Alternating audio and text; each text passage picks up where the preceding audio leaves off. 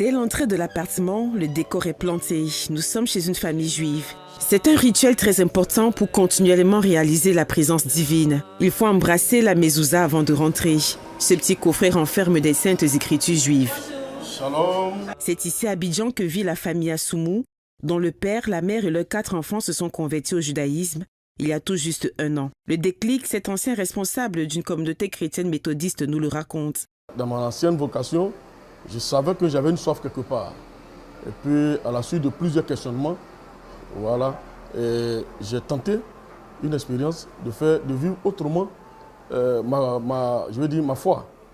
Et lorsque je suis entré au judaïsme, bien de questions qui n'avaient pas de réponse, j'avoue qu'aujourd'hui, je suis épanoui, ma famille et moi. Malgré l'incompréhension des proches, ils savent qu'ils ont fait le bon choix et vivent leur foi au grand jour.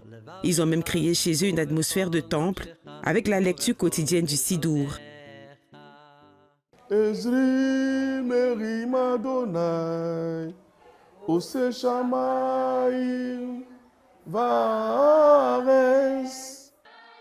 Chez les Juifs, la religion est une façon de vivre. On ne parle pas et ne s'habille pas n'importe comment. On ne côtoie pas n'importe qui. On ne mange pas n'importe quoi.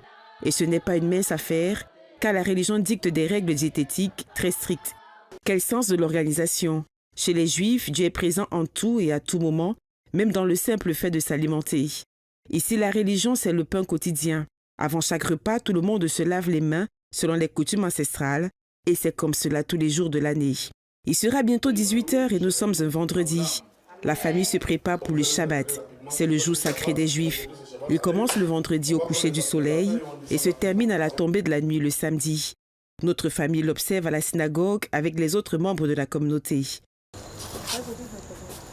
Arrivé à la synagogue à Angre, cité des Arcades, il est interdit de filmer la cérémonie du Shabbat pour garder tout son caractère sacré. Pendant les 24 heures du Shabbat, il est aussi interdit de travailler, comme Dieu qui a créé le monde en 6 jours et s'est reposé le 7e. Le rabbin Moshe vit au rythme de la prière, la contemplation et l'enseignement. C'est lui qui encadre la communauté Breslev de Côte d'Ivoire. De la Torah, on se tient toujours devant le Maître du monde. Donc, puisque le Maître du monde est toujours devant nous, on doit toujours être habillé de façon convenable. Quoi faire et quoi ne pas faire, c'est ainsi qu'a rythmé la vie des Juifs. Et ce sont ces coutumes qu'enseigne le rabbin aux plus petits en vacances scolaires pendant ce mois de juillet. Il leur apprend à respecter les 613 lois de la religion juive. Ces lois obligatoires sont des mitzvot en hébreu et le but de tous les juifs religieux est d'en respecter le plus grand nombre possible chaque jour. Nous sommes les fils du roi, alors il faut comprendre comment le palais fonctionne, comment se comporte le palais, comment marcher, comment manger, comment se vêtir. Et c'est tout ça qui rentre en compte dans les différentes règles qui régissent le judaïsme. C'est pas par exemple ne pas tuer.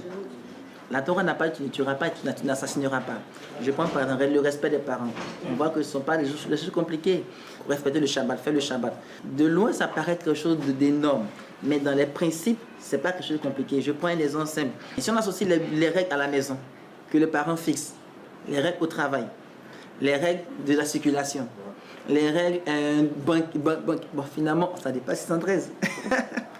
Côté sexualité, c'est la pureté. Les hommes et les femmes n'ont pas le droit de se toucher en public. Dans le judaïsme, la femme a un rôle tellement élevé que l'homme lui voue un profond respect. Ce samedi soir-là, c'est la fin du Shabbat avec le rituel de la lumière. Le premier principe judaïque, c'est la reconnaissance. Nous sommes reconnaissants à qui? Au Maître du monde, qui nous a créé à son image, qui nous a rapprochés de son service et qui nous permet chaque jour, chaque Shabbat, de nous retrouver avec lui pour prier. Mais la vie du juif, ce n'est pas simplement au Shabbat, c'est chaque jour. Car la foi pour le juif, ce n'est pas croire à Hachem. Vous demanderez à un chrétien, il va dire que soit c'est croire à Hachem. Mais la foi pour le juif, ce n'est pas croire à Hachem. Pour le juif, la foi, c'est vivre avec Hachem. La joie, la charité, la communion, c'est ce qui caractérise la communauté juive, qui démontre par son mode de vie qu'il est encore permis d'espérer et de croire en un monde meilleur.